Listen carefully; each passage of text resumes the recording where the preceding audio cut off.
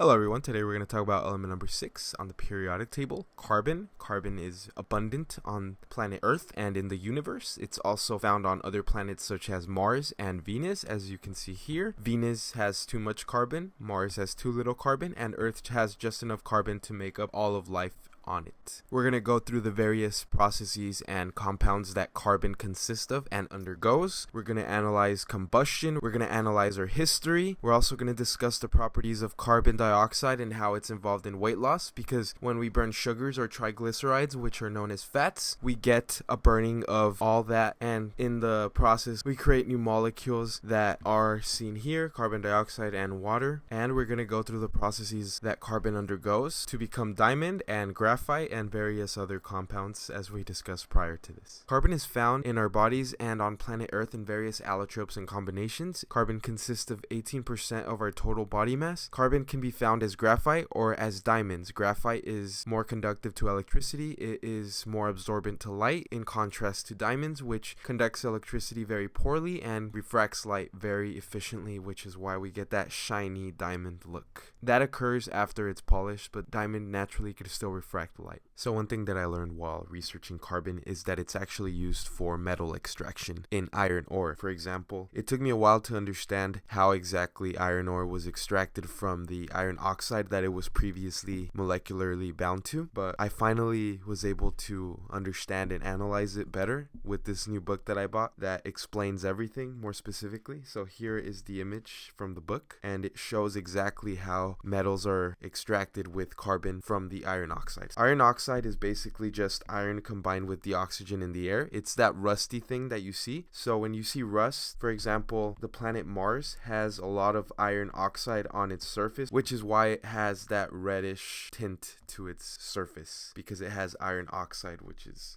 right here. Iron oxide is iron fused with oxygen. When you combine carbon with it in the form of coke, coke is very refined coal. Coal exists in nature as a fusion of carbon, sulfur, and other elements that don't usually involve carbon, and that's why it's important to create pure carbon by creating coke. That's the name of pure carbon. When coal is purified and burned and eventually purified into pure carbon, it's called coke, and it's mixed with the iron to extract the oxygen from the iron itself. By recombining with the carbon, because the oxygen was previously fused to the iron, it recombines with the carbon to create carbon dioxide and a pure form of iron, which is then melted and molten and collected at the bottom of the blast furnace. Anything that's not used is collected elsewhere, and the carbon dioxide is excreted into the air in the same way that we excrete carbon dioxide every time we breathe. The elements hydrogen and carbon fuse together to create a molecule known as a hydrocarbon. The reason it's not a specific individual molecule is because there's a lot of different types of hydrocarbons that vary in size, capacity, and caliber in terms of how much energy they can output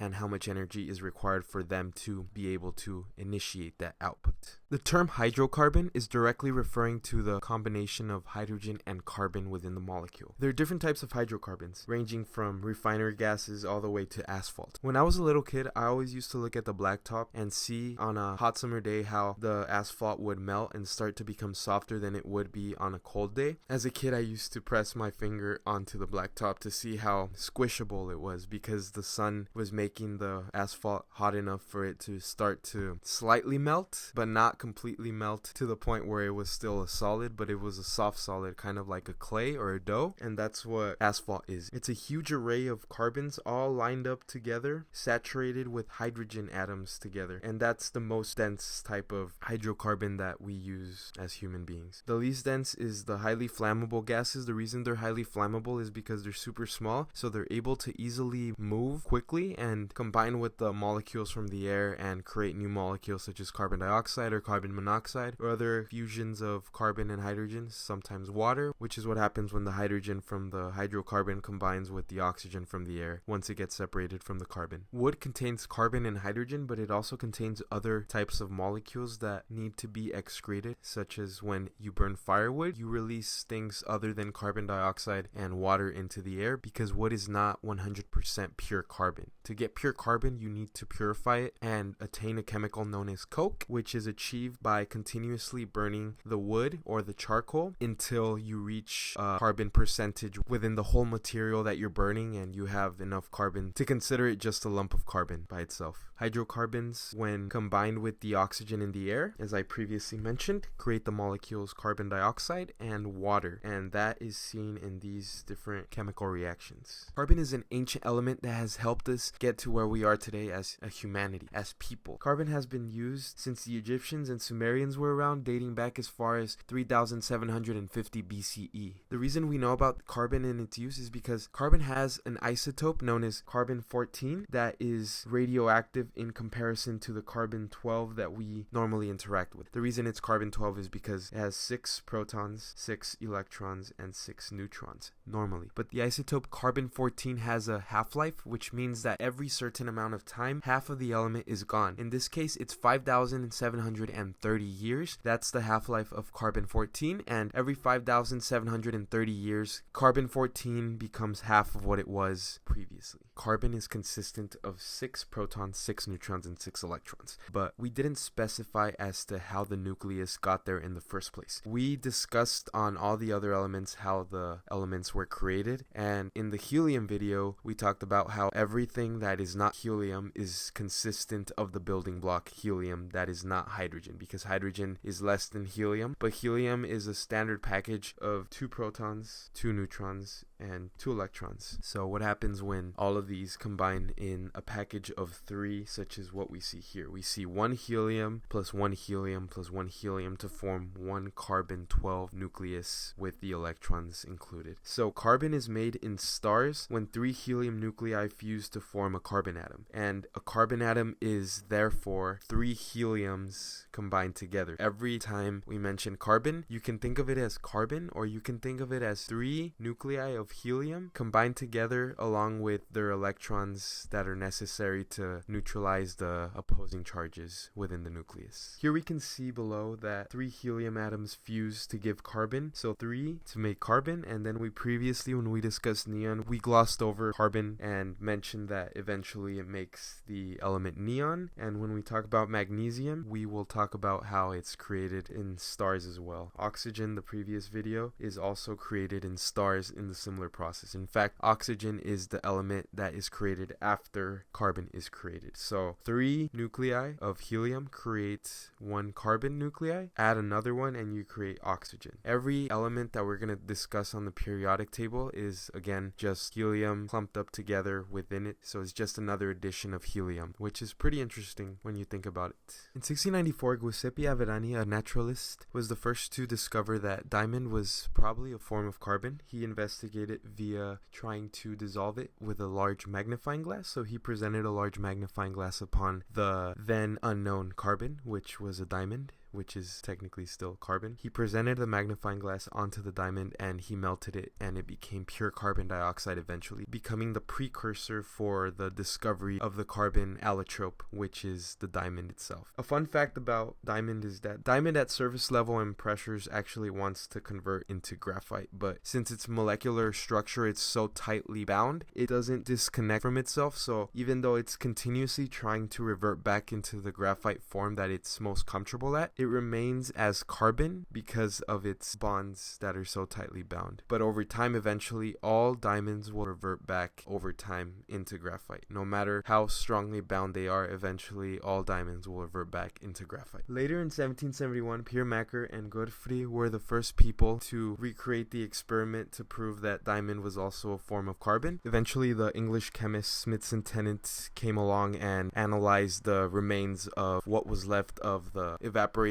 diamond, which is carbon. He found that it was just pure carbon dioxide, which confirmed that it was just pure carbon to begin with as a diamond. As you may know, there are various states of matter: solid, liquid, gas, and plasma. The differences are the amounts of energy that each molecule has as a whole. So the faster an individual molecule within the whole mass is moving, the less cohesion each individual molecule will have to itself, and therefore will exhibit properties in the macro scale that present it as a solid melting or liquid converting converting into a gas. Either way, they're changing properties. They're phase changing because they're gaining more energy and their molecules are changing their kinetic energies within themselves, and that's changing the whole properties. Carbon has the ability to bond to various different elements on the periodic table, and all those elements that it combines with don't have the same similar properties that carbon has necessarily, and that causes the net molecule that carbon is fused with to have different properties than carbon would have originally. Although it still keeps and retains some of its original carbon-like properties, overall, a fusion of carbon with other elements creates new molecules with varying properties in various different types of states of matter. For example, ethanol is a type of molecule combined with 2 carbons, 6 hydrogens, and 1 oxygen, and the net property of that molecule is a liquid property that when you shake it creates a lot of gases and releases a lot of gases into the liquid itself. That's why if you shake a bottle of vodka you get a bunch of gases, because it's essentially just a bunch of gases mixed in with carbon to hold them together, enough for them to enter your body and then dissolve inside your blood and then make you feel all woozy and good because all the gases are entering your brain, and that's what causes the anesthetic properties within the body, the brain, and the blood, and that's what causes you to feel good overall. That is a liquid form of carbon that converts quickly into a gas within the body. Another type of carbon is a solid type of carbon. There's 2 types on Earth. There's carbon that's known as graphite, and then there's the carbon that's known as diamond. Diamond is actually cold, but it's not formed under cold conditions, contrary to what you would think when something gets cold. But when you pressurize something, you're able to freeze it at higher and higher temperatures. We could freeze it at temperatures that are not 0 degrees Celsius, because normally water would freeze at 0 degrees Celsius, but if we increase the pressure of the water initially and then we try to freeze it at higher temperatures or higher amounts of kinetic energy in the environment, we're able to do it because the water is closer together and it's able to crystallize more easily than it would if it was not pressurized. It's harder to boil something at higher temperatures, especially if there's not enough pressure from the atmosphere to keep the water boiled. It just boils away at low temperatures because the pressure is not high enough to maintain it. It's able to become a gas instead of a crystallized solid. You need a lot of pressure to freeze carbon, and diamond is literally the crystallization of carbon when it's frozen, which explains why diamond is constantly attempting to revert back to graphite in the natural world. It doesn't do that very well because of its high molecular bonds with itself. The carbon has been pressurized by so many miles of earth above it that the carbon molecules are bonded to themselves well enough to not separate when the temperatures are higher up above and the pressures are less on surface level up here in the lithosphere above. Another type of carbon which possesses gaseous properties is carbon dioxide. Carbon dioxide occurs when, for example, you're trying to separate iron oxide from its oxide. You add carbon to it and it attaches to the oxygen within the metal that's with the iron, for example. Let's say our previous example with the iron oxide, let's say you have 2FeO3. You add some carbon to it. It creates iron and it creates carbon dioxide. So what happens here is that the iron is attached to the oxygen. It's in the form of rust. What you see as rust is just the element iron combined with the element oxygen from the air. You're seeing the oxygen as the reddish element. It's cool because you can actually see the oxygen. It's the rust. The rust is the oxygen from the air. You're actually seeing it. It's not invisible anymore. It's visible, which is pretty cool. So the iron is combined with the oxygen. You add some coke to it, which is just pure refined carbon. You need it to be refined because if it has any impurities, it can mix with the iron oxide and then oxidize it again, and then we don't want that. So the iron combines with the carbon. The iron is free because the carbon combines with the oxygen that it was previously bound to, and it allows it to be free from the oxygen, which prevents the oxygen from taking away its electrons that it wants more than the iron wants the electrons. But since the oxygen is no longer present next to the iron is free to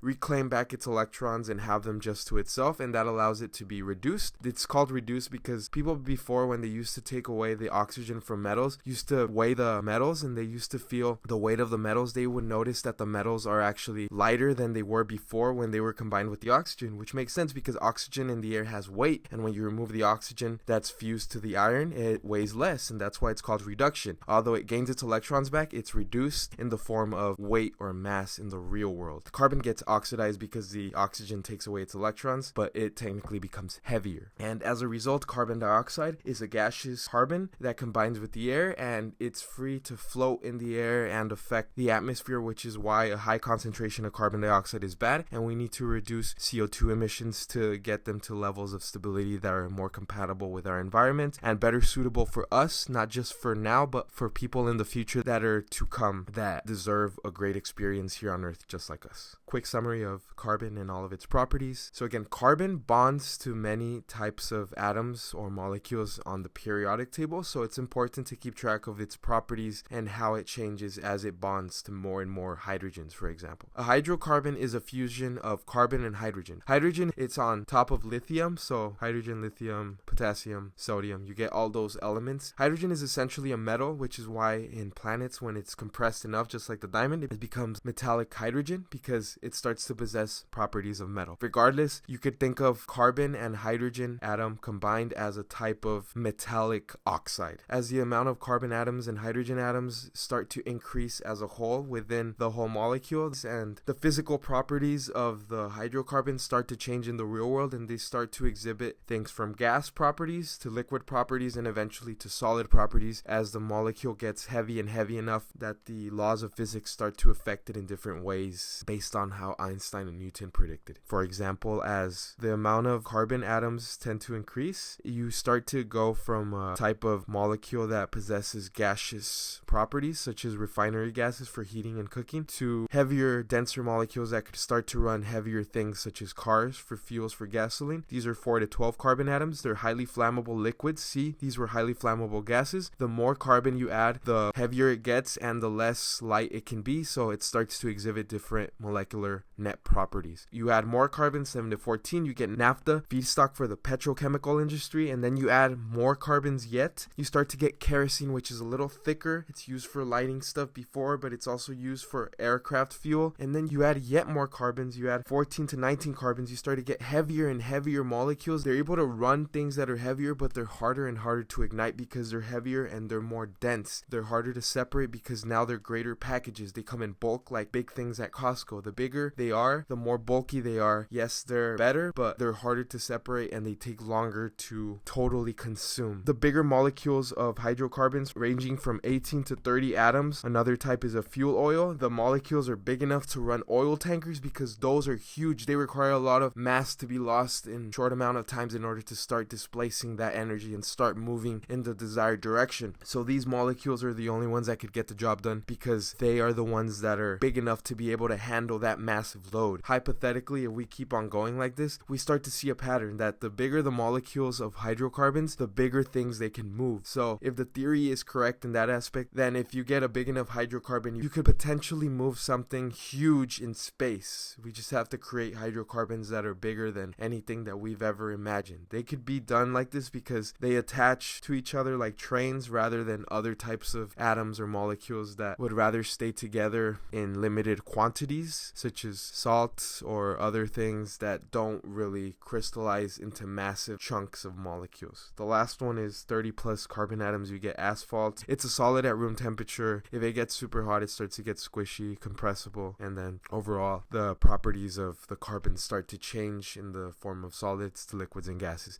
And it's the same thing for every molecule. The reason that molecules possess properties in the macro scale is due to the amount of molecular bonds and the amount of total atoms that are within the molecular structure. The more net atoms that you have compressed within a smaller amount of space, the heavier it's going to be, and the likelihood that it's going to be a liquid or a solid is more probable because of all that mass that keeps it from floating and being a gas. Organic chemistry is the chemistry of carbon compounds other than simple salts such as carbonates, oxides, and carbides. This simply means that we're fully focused on the carbon properties and what they do in terms of providing life and organizing itself in all the various ways that it can create life as a whole. So carbon has various properties, various structures, and those varying structures create varying other types of macromolecules that create what we know as life as we know it. The two different types of famous carbon molecules that we hear of but we don't necessarily adhere to in terms of understanding are alkanes and alkenes. Alkanes, you can think of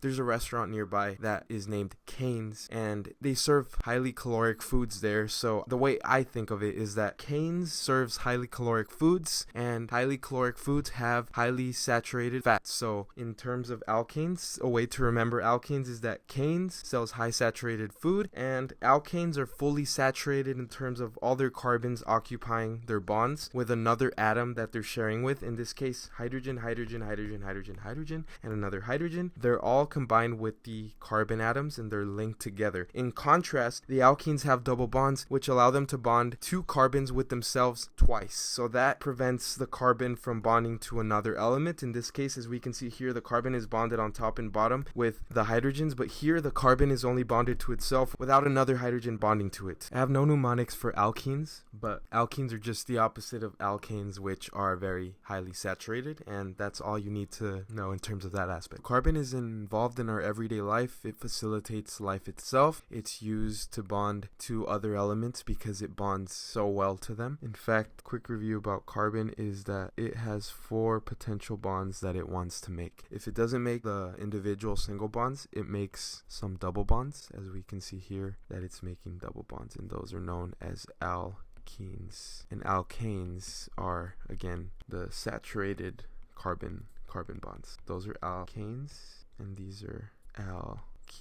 And both are involved in biological processes that are essential for human life, as well as life as we know it. On that note, oxygen, hydrogen, and carbon all combine together. We previously talked about hydrogen and we previously talked about oxygen, and now we're talking about carbon, and they all fuse together to form what we know as glucose, which is the potential for energy to be released because plants create glucose as a way to store energy from the sun and package it up for later use. They create sugar for the processes of life that require high energetic processes. So the glucose attaches to the oxygen and oxidizes the glucose. It starts to separate the molecules from their bonds. As a result, all the molecules start to shuffle up and create new types of molecular structures that they're more comfortable with based on the conditions presented to them that caused them to change in the first place. So basically, the carbon, hydrogen, and oxygen, the glucose breaks down the oxygen that's breathed in or absorbed through some process in a biological system, is consumed. The carbon dioxide forms as a result of the 2 oxygens that were previously introduced. They're able to float away an individual carbon from the sugar, and they take 2 atoms of hydrogen and then they take 1 oxygen with it. So they use in total 3 atoms of oxygen per each combination of 1 oxygen and 1 hydrogen. They need that much in total. The majority of the carbon dioxide that we lose as weight is excreted through the air rather than what we would most likely think that the fat was eliminated through, which is through the water or through the feces that we excrete. It's surprising to think that most of the weight that we lose is actually going away in the air, because we don't really consider air as having weight or substance really when we think about it. We think of it as some abstract thing that we require for life, but we hardly ever consider air to have mass or weight or pressure on us. But it really does have a lot of pressure on us, and it is a big factor in weight loss, because without the carbon dioxide that we exhale, only a small fraction of the carbon, hydrogen, and oxygen fats and sugars that we consume would be eliminated, and we would quickly perish because we wouldn't be able to get rid of them quickly enough.